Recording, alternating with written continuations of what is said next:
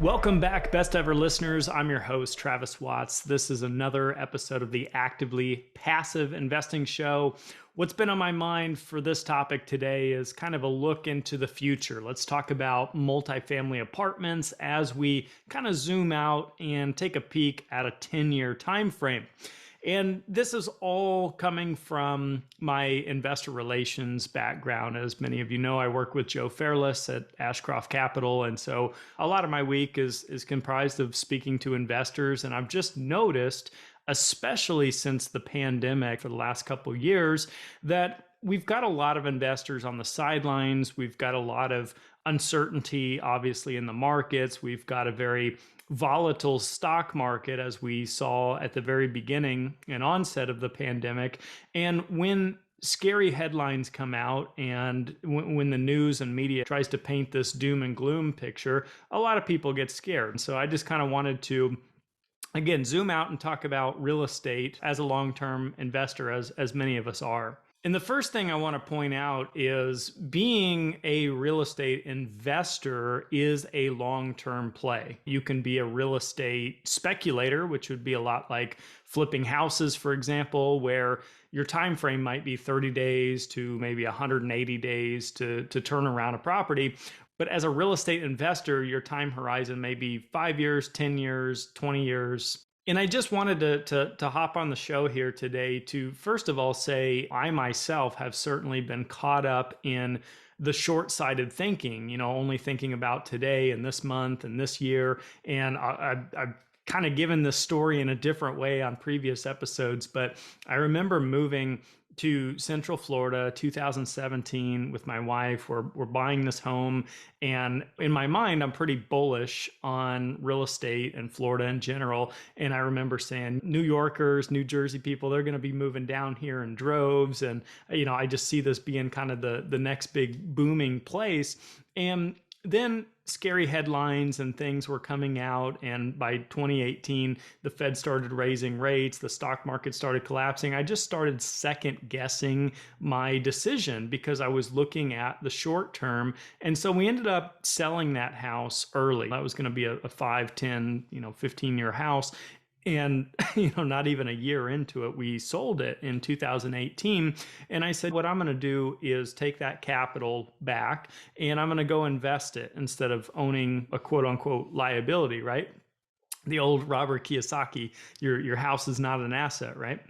And the problem with all of that, as you might imagine, sitting here in 2022, is that exactly what I thought was going to occur ended up occurring, but not just because of the pandemic, but baby boomers retiring, high tax states, people were looking for more affordable housing and possibly better weather. Florida has no state income tax. Did a whole episode on why Orlando a few episodes back, so go check that out if you want to learn more.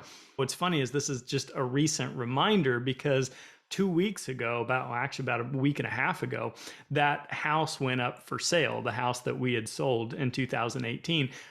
Listed $225,000 above where we had sold the house. So the long story would have played out, but I was too short-sighted in my thinking. So that's why I'm bringing this episode to your attention and kind of refreshing myself here to remember to zoom out of the scary headlines, to not just look at what's happening in 2022, but to be projecting out 10 years or longer if you're going to stay in the game, if you're really dedicated to being a real estate investor.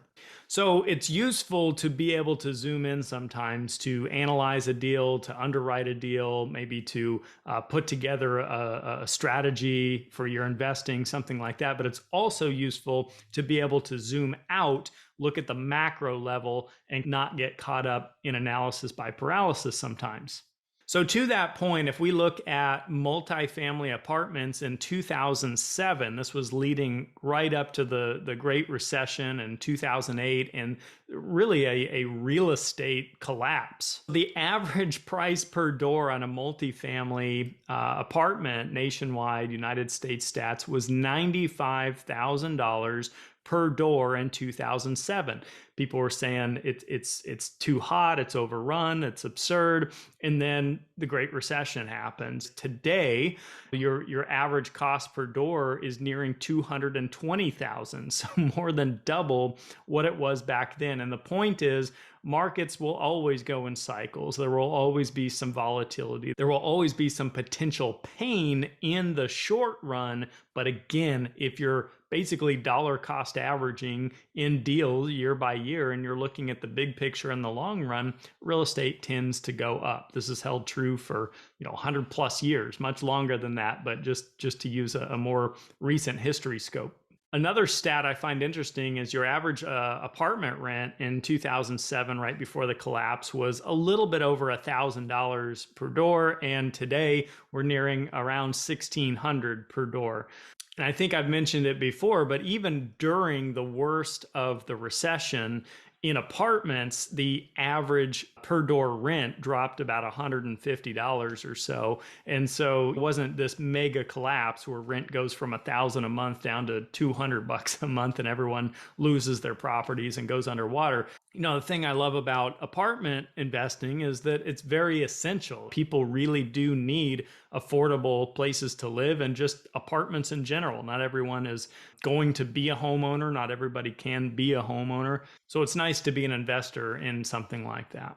So to kind of bring this topic home, let's talk about a 10-year outlook and what you can look at in order to determine what might be happening down the road in multifamily. So the first thing to point out is that millennials are at home buying age, statistically speaking, much like baby boomers were in around 1983. But the issue with single family homes right now is, well, A, lack of inventory, and B, lack of affordability, as I'm sure you're quite aware if you just take a look in probably the market that you're in. So at least the trend in the short term is very bullish for rentals for multifamily apartments.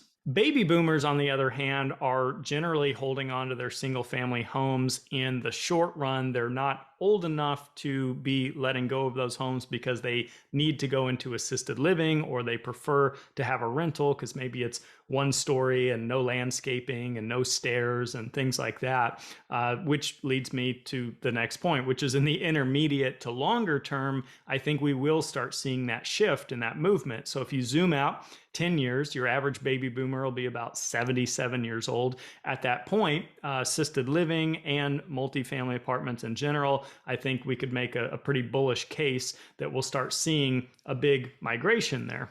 The other thing to look at that I briefly already mentioned with Florida are just regions. Where are you investing? Where do you want to have your money parked from today, 5, 7, 10 years, maybe even 20 years out? It's pretty hard to predict 20 years out, but Moody's Analytics did that here recently, and they found that from their research, they predict the top 3 growth markets to be in over a 20-year time frame from 2022 to 2032 are Orlando, Florida, Austin, Texas, and Phoenix, Arizona, which I thought was interesting. Obviously, just one set of data. You'll want to look at more research than just that, but something to be thinking about where people are moving and setting up shop, so to speak, and going to be retiring. And the last thing that's really important when it comes to multifamily apartments, not so much assisted living and things like that, is the job growth. What industries exist in the market that you're in? And it's really important, if you guys are a limited partner investor like I am in these deals, that you're looking at the data that supports incomes and job diversification within a 5-mile, 10-mile, and 15-mile radius of the property. Generally speaking, people aren't wanting to commute more than 15 miles out for a job. And so you just want to know, is it very diverse where you have technology and finance and healthcare and tourism and all the rest? At the end of the day, multifamily is all about, can your residents afford to pay their rent, and is there enough employment in the area to support a high occupancy? So always keep that front of mind when you're investing in apartments.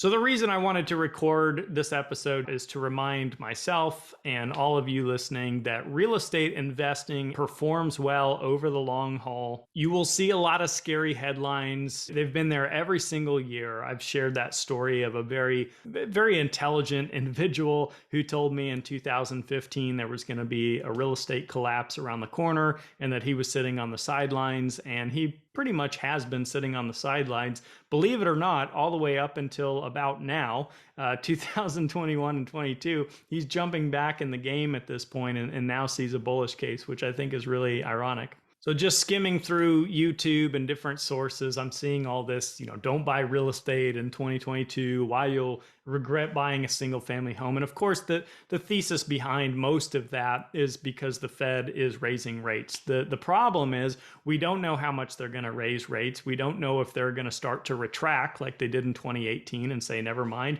we're going to go the other direction now and try to save the economy again. We just don't know what's going to happen. So to sit it out and wait 5 to 7 years, you could be investing in some really good opportunities between now and then. We talked about the bullish case for the short term and the intermediate to long term with baby boomers and millennials renting. And we talked about demographics, jobs, and where people and companies are relocating to. Always the common denominator to your success in the real estate business. Don't forget to diversify and to zoom out and look at the macro level. I think that's the main takeaway that I wanted to share with you here today. Thank you guys so much for tuning in to another episode. If we haven't connected on LinkedIn, Facebook, Bigger Pockets, you name it, Travis Watts, WATTS, Instagram and Facebook are at Passive Investor Tips. Always happy to be a resource for you or anyone else who you feel could benefit from this content. Don't forget to like, share, and subscribe. Have a best ever week, and we'll see you on the next episode of the Actively Passive Investing Show.